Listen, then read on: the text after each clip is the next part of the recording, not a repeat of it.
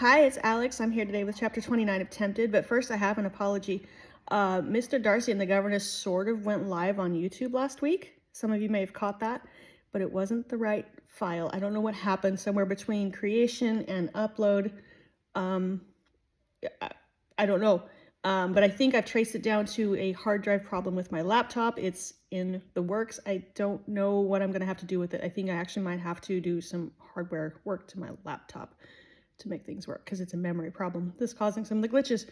So just so you know, I am working on it. I am going to get that book to you as soon as possible. So if you've been holding out for it, it is coming. I just am not sure how I'm going to fix what's going on because there's more to it than just me pushing the right buttons. So anyway, here we are with chapter 29 of Tempted, and we will get going with the story. So we're in Brooks's of London, 2 weeks later.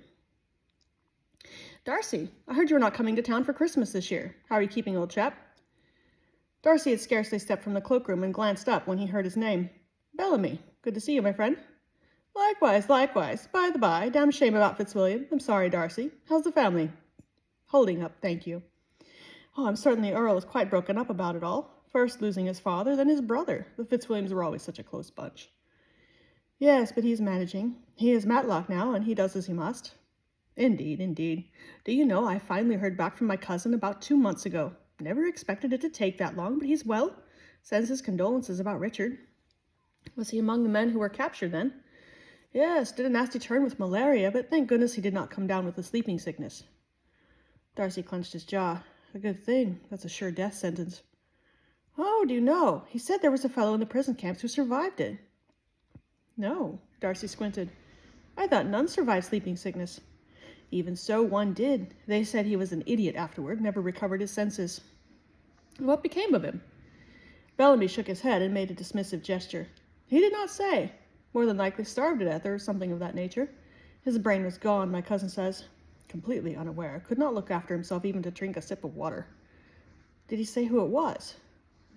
No, he said it was in another part of the camp, and they were not told the name. No one ever saw him after they were liberated. Bellamy curled his lip. Bloody Dutch. Afrikaners, you mean? They do not think of themselves as Dutch anymore. Whoever they are, they do not fight by the rules of war. Darcy snorted. There are rules. I thought the only rule was you have to kill more people than your enemy. But ambush? Lying in trenches and attacking men in their beds? There, that is not a fair fight. But, you know, I heard Kitchener turn the tables on them rascals. How so? Well, my cousin says they found some leverage to keep those buggers from cutting all the telegraph lines and supply routes. They captured the women and children, you see, and the soldiers eventually led on the arms to protect their families. Darcy's stomach recoiled, and he froze in horror. Had he been there himself? Sorry, he had been there himself, and still had not seen this. You speak of the rules of war, he hissed. The women and children are innocents. Oh, come, Darcy, they're not harming them. I hear they're treated quite fairly, but they are not free to go until their husbands and sons leave off this nonsense. Brilliant plan, I say. It's barbaric. How should we claim to be any better than the enemy? Now, do not turn moralist on me, Darcy. Think, man, the women and children are kept secure and protected. Far safer than living in a field of battle, I say, and they have plenty of food and good treatment. Darcy scoffed. I will believe a report like that when I hear it seconded by those imprisoned. And how many of them would die in the war if the war dragged on? Better to take measures to end it, I say. War is not a pretty thing, Darcy. He tightened his mouth. No. If you please, Bellamy, I have enough talk of war to satisfy me for a lifetime. Bellamy straightened his lapels and cleared his throat. Yes, well, I hear that congratulations are in order at last, old boy. Will we be seeing you and the fair Mr. Berg this Christmas? Darcy released a taut breath. Perhaps. The Earl meant to see to some business in London, and she considered coming from Matlock at the same time. Oh, jolly good. I say, we are having a small gathering for Twelfth Night. Nothing elaborate, of course, and I know you have a dozen other invitations, but I hope you will consider joining us. I should be very happy to, but naturally I must discuss any plans with Mr. Berg. Of course, of course. Well, it's been a pleasure, Darcy. I must be going, but do consider that invitation, will you? Darcy promised once more that he would, and even turned over the notion there on the spot, for all of 10 seconds. Then he blew through his lips and decided he was not in the mood for cards that morning after all, and called for his driver to take him home. The charms of town had faded quickly. That came as no surprise, but he was discouraged to find that Georgiana was no more enamored of London's distractions at Christmas than he was. If he could have at least amused her, it would have been something. Instead, both spent gloomy evenings by the fire or paraded their way through meaningless calls on acquaintances for whom they cared little. One evening, Darcy was in a particularly somber mood and found himself longing to read a bit of poetry. Cowper, to be precise. He could certainly see the appeal of the pastoral poetry for one such as he heard Elizabeth's father to be. A simple man, a man who had spent a lifetime scratching out a living from a hard landscape and waking each morning to the glories of the great wild. When all within is peace, how nature seems to smile, delights that never cease, the livelong day beguile. From morn to dewy eve, with open hand she showers fresh blessings to deceive and soothe the silent hours. It is content of heart, gives nature power to please. The mind that feels no smart enlivens all it sees, can make a wintry sky seem bright as smiling May, and evening's closing eye as peep of early day. The vast majestic globe so beautifully arrayed in nature's various robe with wonders skill displayed, is to a mourner's heart a dreary wild at best. It flutters to depart and longs to be at rest. He lingered and mused over those lines, his vision growing hazy as he tried to imagine everything Elizabeth had told him about her home.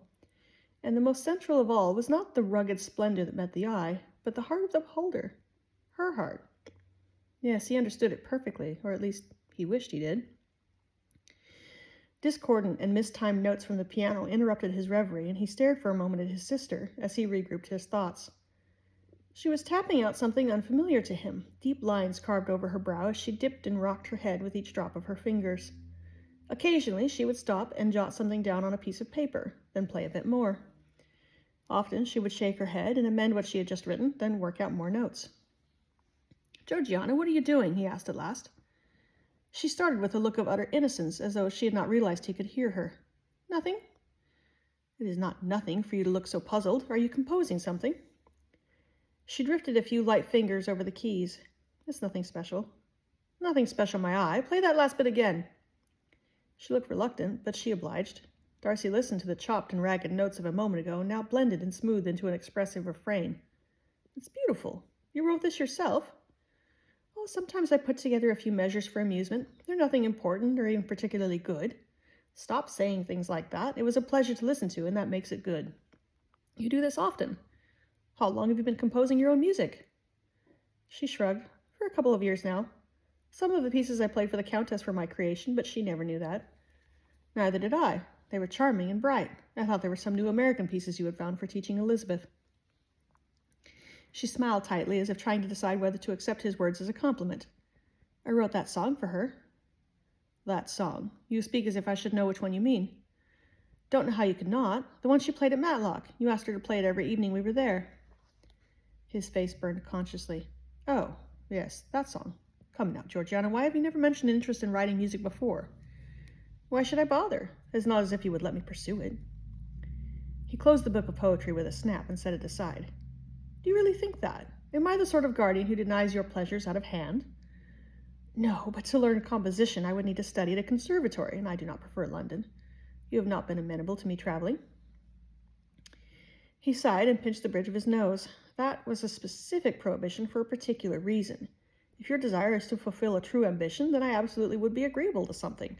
I've even asked you about this before. Is there something you wish to pursue?" Her fingers strayed over the keys as her mouth puckered. "Yes." "Well, then it's settled. Let us have no more of these assuming my thoughts. If you wish to study composition, then study it you shall."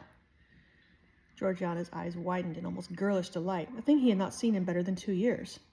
"Do you mean that?" "Of course I do. I've been troubled over you for many months now, wondering why you seem so different than the girl I'd always known. You've been unhappy, sullen even. Is this the cause? You thought I would deny your fondest wishes?" Her face was almost glowing, and she blinked back a rush of emotion. She put her hands to her cheeks. "More than that, I denied them myself. I thought they were impossible. I'm a Darcy. It is not for me to chase will-o'-the-wisps. I know what is expected of me and who I must be, and so I never permitted myself to dream."